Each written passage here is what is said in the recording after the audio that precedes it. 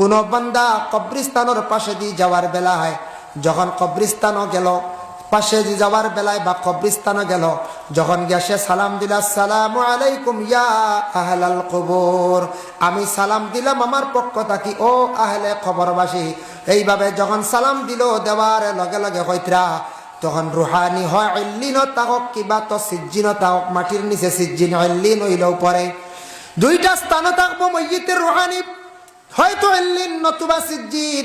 দুইটা স্থান থাকি এক জায়গার মধ্যে থাকবো মইয়িতের রুহানি। তখন যে জায়গার মধ্যে কবর দেব হইছে সেই জায়গার মধ্যে রুহানি আসিয়া তখন দেখে বুঝে দেন খে আমারে সালাম দিলা, খে আমার লাগি পড়াশোনা করডা রে, খে আমার লাগি দোয়া করডা। তখন রুহানিটা গন্তব্যস্থলে মানে কবর যে স্থান, যে জায়গার মধ্যে কবর দেওয়া হয়েছে সেই জায়গার মধ্যে রুহানিটা ইয়া পৌঁছিয়া বন্দা আপনার সালামের জবাব দে, আরে আজকে আমার আওলাদে আমার ডাক দিল, আমার লাগি পড়াশোনা করলো, দোয়া করলো, এর লাগি বাবা মইয়িত হলরে আমরা কি করি কবরস্থানের মধ্যে গিয়া আসসালামু আলাইকুম ইয়া আহলাল কবর হয়ে সালাম দেই না, না দেই না নি, দেই জায়েজ আছে, দেই জানি মইয়িত হলরে ইয়াদ করতা, স্মরণ করতা। মইয়িত হলরে যদি ইয়াদ করেন না, স্মরণ করেন না, আমিও এলে একদিন কবরবাসী হইমু, আমার ইয়াদ করবো না কোন যায়, জি না, এর লাগি ইয়াদ করতা, ইয়াদ করিয়া যাক্কা, এই রাস্তা বাতাইয়া তুইয়া যাক্কা, আওলাদ হলরে জিয়ারত করা শিখাইয়া যাক্কা, আওলাদ হলরে মসজিদে যাওয়া শিখাইয়া যাক্কা। মসজিদে যাওয়া ব্যাপারে হযরতে ওমর আল ফারুক রাদিয়াল্লাহু তাআলা আনহু একদিন প্রকাশ্য খুতবা দিছেন, কইছেন তুমি তাই মসজিদে বাচ্চান্তরে লইয়া আসিও, মসজিদে যাওয়াটা শিখাইও। আর আবার হযরত ওমর একদিন কঠোরভাবে আবার নিষিদ্ধ করছেন, তুমি তাই বাচ্চান মসজিদে নিও না। এর ব্যবধান কি তা বুঝবাইছেন? ব্যবধান হইল গিয়া একটা হযরত ওমরে দেখলা একবারে কচি বাচ্চান মাত্র 2.5-3 বছর, মা তো হুরা জানে না, ইলা আসেন না আসর, একবারে ছোট বাচ্চা বিলকুল মাঠ পুরাপুরি পরিষ্কার নাই, মসজিদে দিলাইছেন সকালবেলা, মসজিদে দেওয়ার পরে মেসাবর ব্যাগ ঘুরি যায় ফিরি যায়, দেখছেন না মেসাবে সিংলা দেখাইলা মারমু, হে কয় মারমু, মেসাবর কুলো যায়, মেসাবর সিংলাত ধরিলা, ইগুর কায়দা হারিলা, ও হাল্লত ইগে ফোড়া লস করে না কোন যায়, বাচ্চারা লইয়া হাস হয়, ইগুর কারণে বহুত ফোড়ার লস হয়। এর লাগি মা বনকলে দয়া করিয়া ইতা বাচ্চান তরে একবারে বেবুজ বাচ্চান ঘরে রাখো, কলিমা ফোড়াও, ইতা মসজিদ দিও না। যখন তার বয়স পূর্ণ 4 বছর হইব, মোটামুটি বুঝি লাইব কিছু ফোড়ার উপযোগী হইব, বাচ্চাটারে মসজিদের মধ্যে দেখবা। 2 নম্বর হইল মসজিদ দরি দরি লইয়া যাইতা বাবা, ও যদি 2.5 বছর 3 বছরের দুধের বাচ্চা, ও দুধ ছাড়ছে লইয়া গেলা মসজিদ, মায়া করিয়া বাচ্চা নিয়ে রাখলা, রাখকে লাগলা নমাজও বাহর লঙ্গিত দড়ি টানে, আর বুঝাইছে বাহর লঙ্গিত দরিয়া টানে লাগা বাড়ি সাসার হিটি তুটি যা ইলা হয় নানি, এনরে কুন্টা মারের হেন আগে দি যা। ও যেন মসজিদে গিয়া বাচ্চারা যেন এই ধরনের ব্যবহার করেন, সে তো একবারে মাসুম বেগুনা বেবুজ বাচ্চা, সে বুঝের না, এই ধরনের বাচ্চা মসজিদের মধ্যে নিবা না। বয়স হয়ে গেছে গিয়া বুঝদার হয়ে গেছে 5 বছর 6 বছর, আপনি 7 বছর, আপনি 7 বছরে তার হুকুম হয়ে গেছে গিয়ে নমাজের জন্য আদেশ করদা, ও বাচ্চাটারে মসজিদের মধ্যে লইয়া যান, বাচ্চাটারে মসজিদে যাওয়া আপনি শিখান, বাচ্চারে মসজিদে নেওয়া শিখাক্কা, জিয়ারত শিখাক্কা, কবরস্থান লইয়া যাক্কা, সে জিয়ারত করা শিখো, মসজিদ লইয়া যাক্কা কোথাও শিখো। আল্লাহকে আসতে একবারে বেবুজ বাচ্চাইন গুনতাবা মসজিদে দিন না জানি, ইটা মেসা বগলের বড় কষ্ট হয়, বুঝাইছনি নমাজও বেলা শুক্রবারে দিন না জানি, ইটা মাতন চিল্লাইন দৌড়াইন, এর কারণে ইটার দ্বারা আমরা ক্ষতি হয়। কিছু কিছু মহল্লাত আমরা মুরব্বী হলে কিছু জিনিস শিখাই আর ছোট বাচ্চাইন করে বলে কি জানেন, মসজিদের শুক্রবারে নমাজ শেষ হওয়ার সঙ্গে সঙ্গে আমরা 1% মানুষ একবারে আগে বারোই যাই গিয়া, আর এক গুঁড়ো মোটামুটি খরইয়া মোটামুটি বারোইয়া মসজিদের উঠানো রৌদ্রর মধ্যে বা গাছর ছায়ার নিচে ধূমপান করা আরম্ভ করে দিলাম,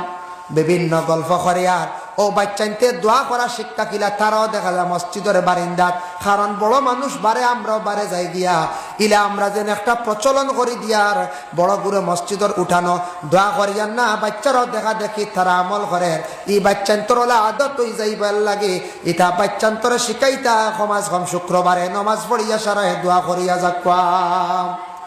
ইলা হয় না কোনো মহল্লা ইলা ওই দেখবা মসজিদ আবার নমাজ চলে অন্য খবর এগুলি লাম দেখা শুরু হয়ে গেছে 70 টাকা আলি চলে আর কেন কিতার লাগে কয়া জানেন আমি একদিন মসজিদে নমাজ বাকি সুন্নত শেষ হন না শুনি খবর এগুলিয়া যা চিল্লানি শুরু হয়েছে বুঝছেন না নমাজ আদায় করা যান না বাকি নমাজ এখানে দোয়াই আল্লাহর ও আমরা খানো গিয়া পৌঁছিছি বুঝবাইছি হই গিয়া পৌঁছিছি ও যেমন আজকে মহফিল আব্দুল আহাদ সাবন তাহা দেখলাম মাগরিবর নমাজর কিছু পরে মাইক চালু হয়েছে নিয়ম হয়েছে যে কোনো ওয়াজ মহফিল মাগরিবর নমাজর পরে 5-7 মিনিট সময় দিতা বাড়িয়ে ঘরে মানুষ সকল মা বই নকল নমাজত তখন মসজিদও নমাজও তখন নমাজটা শেষ হইতে একটু দম লাগো কোনো জায়গার দেখবা খালি নমাজ শেষ হইলে গুরু স্টেজ রেডি তকবির দিবার লাগি রেডি দেখবা ফাটাই লাইতে বাকি আর নমাজ একবার তোমায় বুঝতে সময় দিতা এখানোর সময় দিতা শাবানোর চাঁদ দেওয়ার পরে সবে বরাতর রাত এই রাত মাগরিবের পরে ইমাম সাহেব কিছু পূজার মধ্যে দেখলাম ইয়ং জেনারেশনের যারা ছেলেরা তারা দেখলাম বড় সুন্দর সুন্দর পাঞ্জাবি পরিধান করলো বিভিন্ন মণ্ডপে গেল আমরার দেশের যুবক ভাইয়ান সমাজ কম সপ্তাহবারে একদিন পাঞ্জাবি লাগাকুয়া মসজিদও যাকুয়া ঈদের দিন যাকুয়া পাঞ্জাবি লাগাইলে কোনো শরম নাই বাবা এমন একটা ইউনিফর্ম এমন একটা কাপড় আল্লাহর রাসূল ইস্তাকি ১৫০০ বছর আগে বাহির করিয়া গেলা এই ইউনিফর্মের পরিবর্তে সম্মানী ইউনিফর্ম আর পৃথিবীর জগতে আর নাই সব ধর্মে সবাই এটা ব্যবহার করতে পারেন না আপনি পুলিশের খাকি ড্রেস লাগাইয়া আপনি যদি রোডে দি বারেন আপনি আইনত দণ্ডনীয় আপনার অ্যারেস্ট করা হইব ফারবানি ইউনিফর্ম লাগাইতা জি না আপনি উকিল নাই এমনি খালা কোট লাগাইছেন ঠিক আছে আপনি উকালতির জন্য ড্রেস যেটা আছে অ্যাডভোকেট হকলে লাগাইন টিকেন লাগাইন এগুলা লাগাইয়া যদি আপনি কোর্টে যদি আউরি হাজিরি দেন আইনত আপনি দণ্ডনীয় ম্যাজিস্ট্রেটে যে ইউনিফর্ম ব্যবহার করে এটাও যদি আপনি যদি আউরি ব্যবহার করেন আপনি দণ্ডনীয় এর জন্য আমার নবীজি এমন একটা ইউনিফর্ম বাইর করিয়া গেছ দেহকা বড় বড় মন্ত্রী হলে লাগাইন বাদশাহ হলেও লাগাইন রাজা প্রজা হলেও লাগাইন পলিটিক্যাল লাইনের যত আসন সারাই লাগান রাজনীতিবিদ মানুষ যারা আসন সবাই লাগায় আর বিশেষ করিয়া এই পাঞ্জাবিটা সব ধর্মের মানুষের গায়ের মধ্যে লাগায় নবীজি এমন একটা ইউনিফর্ম বাইর করিয়া গেছেন এটার মধ্যে কোনো ধরনের আপনার ব্যতিক্রম নাই সবাই ব্যবহার করতে পারে এটা লাগাইলে বলে তুমি আইনত দণ্ডনীয় অসুবিধা নাই কিন্তু এক বুড়ায় ও লেবাস লাগাইয়া ঠগিয়া খায় বুঝাইছে খুবা কিলা হালেকে এই মাদ্রাসার জীবনে গেছইন না ইলা হওয়া যায় মাঝে মধ্যে জীবনে হালেকে মাদ্রাসা তো একদিনও গেছই না বাবা তুমি পাঞ্জাবি লাগাইতা লাগানির একটা সুরত আছে এমন ভাবে পাঞ্জাবি লাগাইছ লাগাইয়া বিভিন্ন জায়গার মধ্যে গিয়ে আমি আলিম সাহেব হাফিজ চাপ বলিয়া পরিচয় দিছ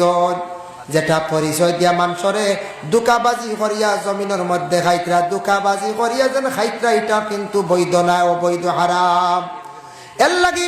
আপনি যদি লাগান নবীজির সুন্নতি লেবাস মনে করিয়া সুন্দর করে কাপড়টা গায়ের মধ্যে লাগায়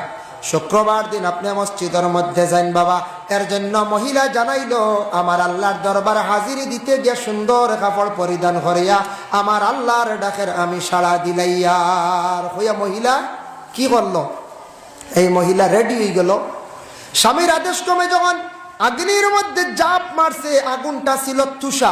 তুষার আগুন মানে আংরার মধ্যে জাপ দিছে স্ত্রী স্বামী তখন ডাক্কন দিয়ে ডাকিয়া রাখি লাইছে ডাকিয়া রাখার পরে তার মনের ভাব হইল গে ঘরের বিবি মানে জ্বলিয়া শেষ 3 দিন পরে ডাক্কন সরাইছে দেখিছেন আমার ঘরের বিবির তো কোনো অস্তিত্ব থাকতো না তাই সোনাগুলা হয়তো পাইতাম বাড়ি বকিলে সোনা দেখার লাগে আবার ডাক্কন সরাইছি বুধ পাইতেন যে 3টা রুটি খাইতে দেন না হে সোনা টুকাই বুন না কোন যায় ডাক্কন সরাইয়া দেখে গড় স্ত্রী জেলা আগ্নির মধ্যে প্রথম পর্যায়ে ফসলা ওলা রইছ আগুন টান্ড হইল গায়ের মধ্যে কাপড় জ্বলল না শরীরের কোনো পশম জ্বলল না শরীরের চামড়ার মধ্যে আগুন লাগলো না যেমনে দেখছে বকিলে দেখে অবাক হয়ে গেছে গড় স্ত্রীর কাছে কইল গো বিবি আমি জীবনে এক ভুল করে লাইছে ভুল খালি আমার কাছে নাই তুমি আল্লাহর কাছে মাফ চাও 3টা রুটি আমি আল্লাহর ওয়াস্তে আল্লাহ রাস্তার মধ্যে দেওয়ার কারণে তুমি আজকে তোমার অত আদর স্ত্রীরে তুমি কিভাবে নিষ্ঠুর আগ্নির মধ্যে ফেলাই দিলাই বাবা লক্ষ্য করুন 3টা রুটির কারণে মহিলারে আগ্নির মধ্যে ফেলাই দিল তখন মহিলা উঠিয়া জবাব দিলা, কইলা স্বামী আল্লাহর কাছে মাফ যাও। জানিয়া রাখিও, বিশ্বাস রাখিও, যে মানুষে এক আল্লাহ বলে বিশ্বাস করে, আল্লাহর জাতরে মানব, তারে কোনদিন আগুনে জ্বালাইতো না, আমার বিশ্বাস আগুনে জ্বালায় না। তাই আমারে আল্লাহর যাতে মায়া করছেন, আগুনে আমারে জ্বালাইছে না। হযরতে ইব্রাহিম খলিলুল্লাহ রে নমরুদে যখন চক্রান্ত করিয়া আগ্নির মধ্যে ফেলাইছে, ইব্রাহিম খলিলুল্লাহর শরীরের পশম পর্যন্ত জ্বলল না। সুবহানাল্লাহ। এখন না, ঠান্ডা না, এখন না। যার কারণে বিশেষ করিয়া মানুষের তুমি তেন খাওয়াও, মেহমানদারি করা, খাওয়াইলে কমে না, এতে কইয়ান না সবসময় খাওয়াইতা। দিল থাকতো আলা ঘরের মা বোনদের, বলে স্বামী বৎসর হয়ে গেল গিয়া বাড়িত পড়াশোনা নাই, কিছু মেহমান অখলরে খাওয়াই, ফকির মিসকিন অখলরেও খাওয়াই, প্রতিবেশী